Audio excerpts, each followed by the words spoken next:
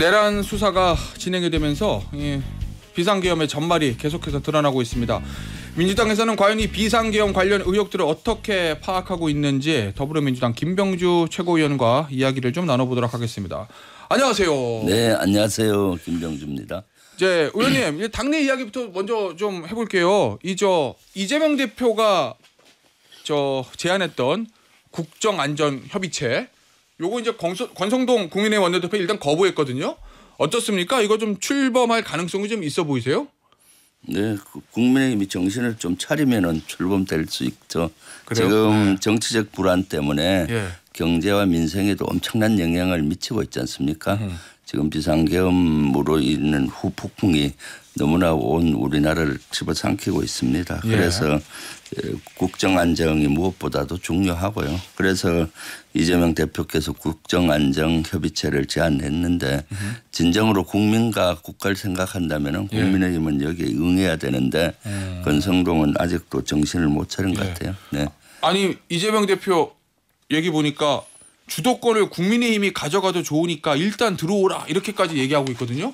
이 주도권까지 다 주고 이렇게까지 이걸 국민의힘까지 끌어들여서 같이 하고자 하는 이유는 뭐예요? 주도권 다 주면은 아무것도 남는 게 없는 건데. 그만큼 중요한 것이 민생과 국민이잖아요. 예. 국민과 민생을 위해서는 뭐든지 해야 되잖아요. 예. 그러니까 사실은 정치인의 가장 큰 소명 중에 하나가 국민과 민생 이런 걸 바라보고 해야 되는 겁니다. 어떤 당리 당락보다는 국가와 국민의 이익을 우선해야 되는 그런 이재명 대표의 철학으로 그렇게 하는데 지금 국민의힘에서는 오로지 본인들의 당리 당락만 생각하고 지금 하고 있잖아요. 내란까지도 옹호하면서 저렇게 하는 걸 우리 국민들이 용서 못할 겁니다. 네. 왜 권성동 원내대표는 거부하고 안 들어온다고 보십니까? 아니, 본인의 정치적인 이익과 당의 이익이 우선시 되는 거죠. 국민보다도. 네. 지금 사실 내란 행위를 한 여기에 대해서 대통령 탄핵에도 반대했지 않습니까? 그러면 내란을 옹호하는 당이라고 보여지고요. 사실은 내란을 옹호한다는 건 민주주의의 근간을 부정한다는 것이고 또 국가의 체계를 부정한다는 거 아닙니까? 그런 분들은 저는 국회의원 될 자격도 없고 국민이 될 자격도 없다고 봐요. 우리는 민주주의가 최고의 가치로 하는 나라 아니겠습니까? 네네. 알겠습니다. 일단은 요 군 관련 수사 관련된 거를 좀 질문을 좀 드려볼게요. 아무래도 육군 대장을 지내셨기 때문에 가장 많은 정보를 가지고 계실 것 같은 생각이 듭니다. 제가. 의원님. 이 국군 정보사요. 여기를 김용현 전 장관이 이 계엄 실행의 히든카드로 활용한 거 아니냐. 뭐 이런 지금 얘기들이 솔솔 나오고 있는데 현 정보사령관도 아니고 전 정보사령관인 노상원 전 사령관. 지금 민간인이잖아요. 네. 이 사람이 내란의 핵심 기획자다. 이렇게 표현하셨어요. 네. 사실 처음에 비상계엄 나갔을 때는 이 사람의 이름은 나오지도 않았었거든요. 근데 지금은 민간인인 이 사람이 핵심이다라고 보신 이유는 뭐예요?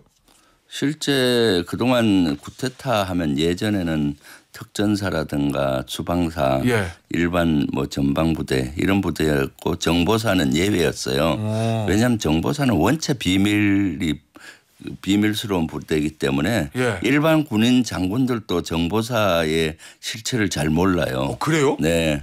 그래서 정보사에 근무했던 사람만 정확히 알지 그런 데라든가 제가 겪었던 미사일 사령부 이런 데는 원체 비밀이 요하는 부대라서 포스타까지 가도 잘 모릅니다. 그 실체에 대해서. 그러다 보니까 예전에는 정보사가 예외였는데 이번에는 아주 정보사가 핵심 역할을 한 것 같고 그 이면에는 정보사를 잘 아는 예비역 노상원 장군이 김용현에게 계속 조언을 하면서 이런 핵심적인 걸 기획한 걸로 저는 보고 있거든요. 네. 그러면 정보사가 어떤 역할을 할 수 있는 건데 실질적으로 병력을 동원하는 부대는 아니니까 원래는 이런 내란이나 쿠데타에서 빠져있다 이 말씀이시잖아요. 네.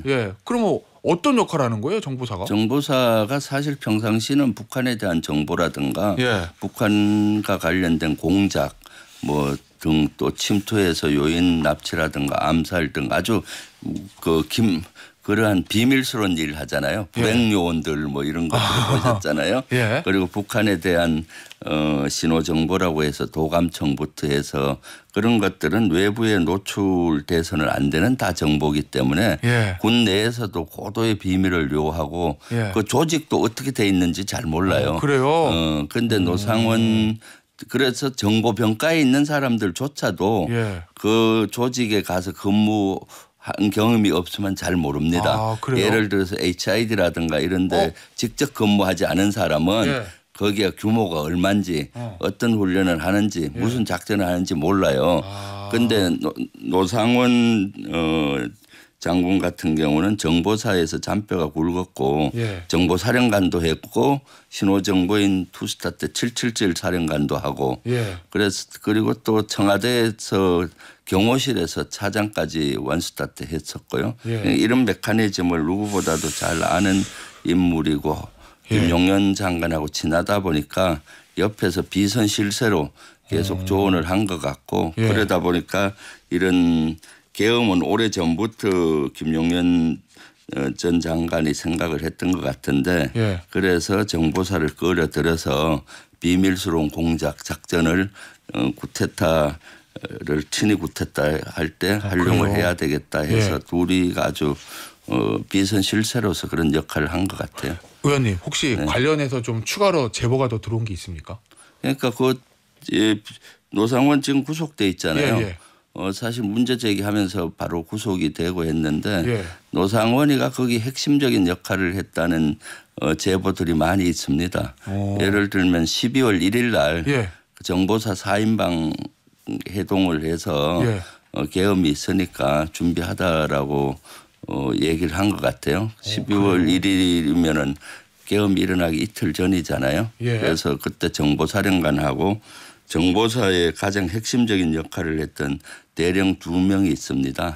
정모 대령과 김모 대령 4명이서 그 상록수역 있는 부근의 모처에서 정심때 만나서 계엄이 곧 있을 테니까 뭐 이렇게 준비하라라고 이런 얘기도 그때 임무를 준 것 같고요. 그리고 대령 2명을 11월 하고 10월 말쯤에 이제 포섭을 한 것 같아요. 그래요? 진급을 미끼로 거기 정모 대령이나 김모 대령 이런 요원들은 다 인간 정보 있잖아요. 휴민트라고 휴민트 하는 뭐 불행 요원 이런 거 있잖아요. 그다음 뭐 또는 이번에 나왔던 HID 뭐 이런 그 주특기에서는 마지막 계급이 최종 계급이 완스타예요. 그 부대장. 그 지금 대령이니까 다음에 너가 여단장하고 그다음 너 여단장 시켜주겠다.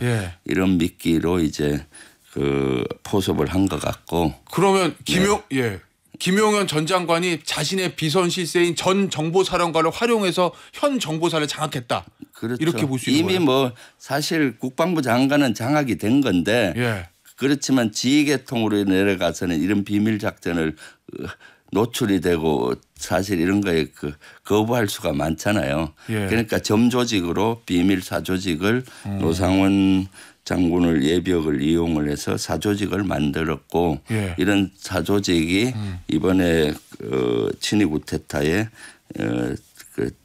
동원을 했다라고 보죠. 왜냐하면 정보사령관은 원래 정상적인 계통은 바로 윗상관은 3스타 합참의 정보본부장이고 그 위가 합참의장 장관이에요.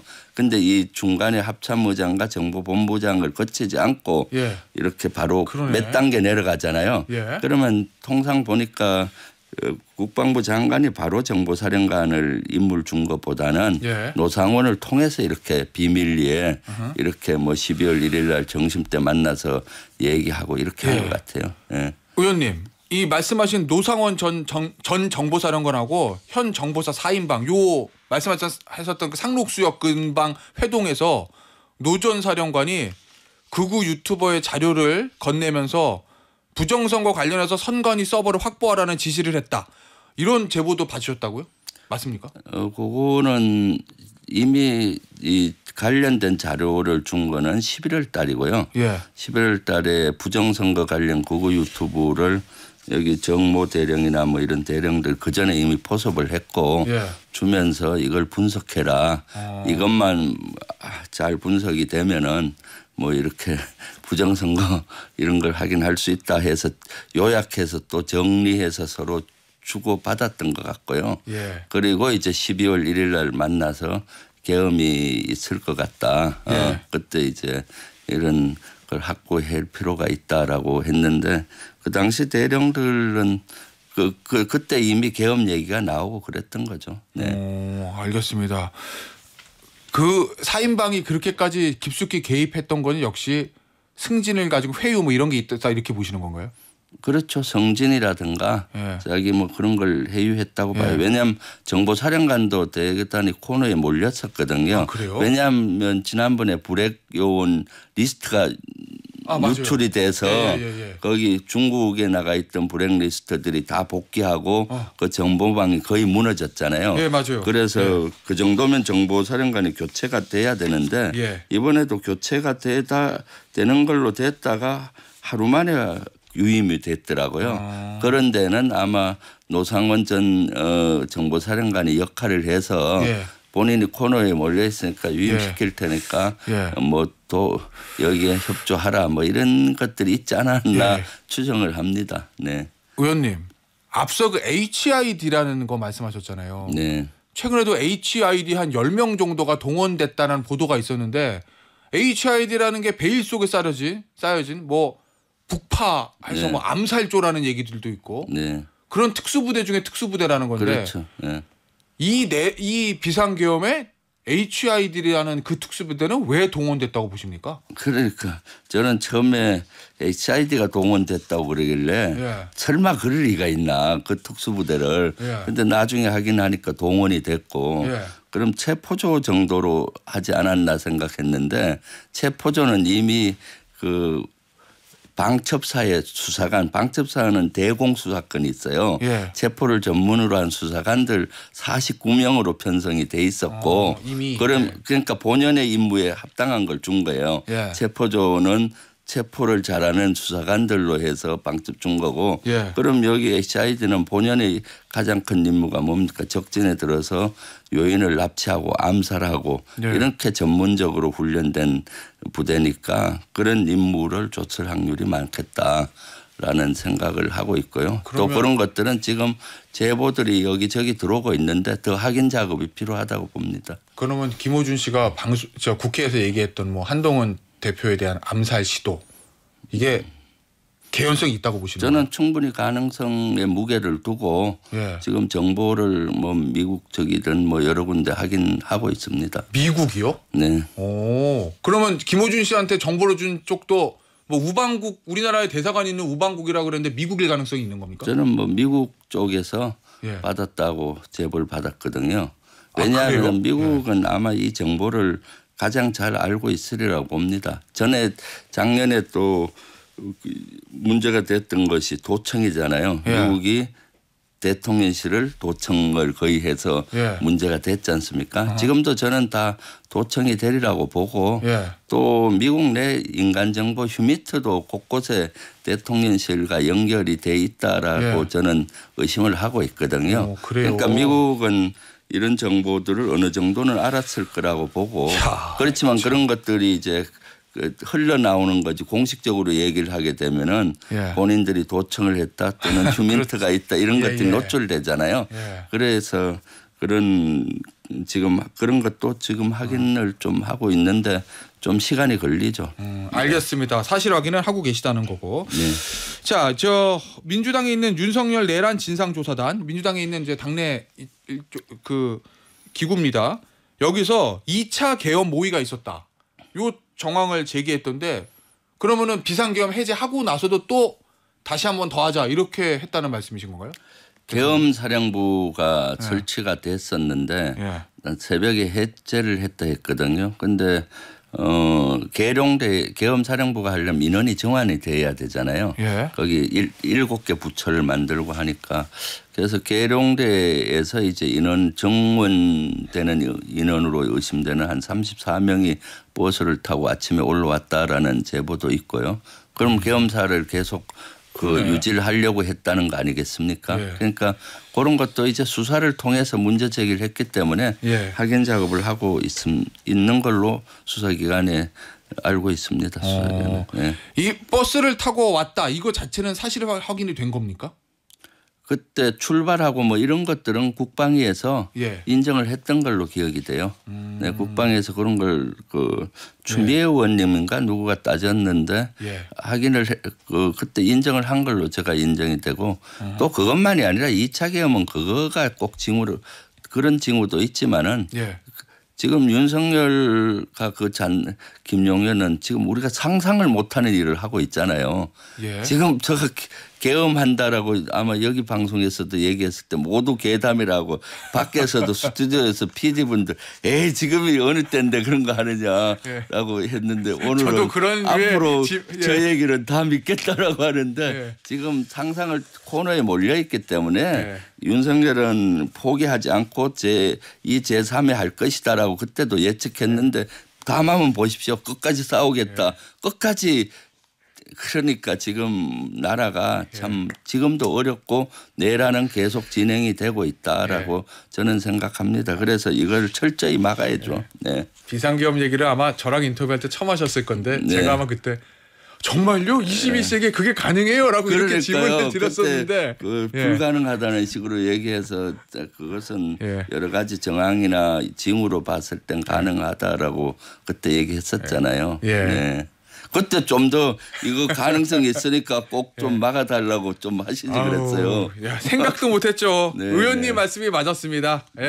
저희의 의심이 현실로 드러났어요.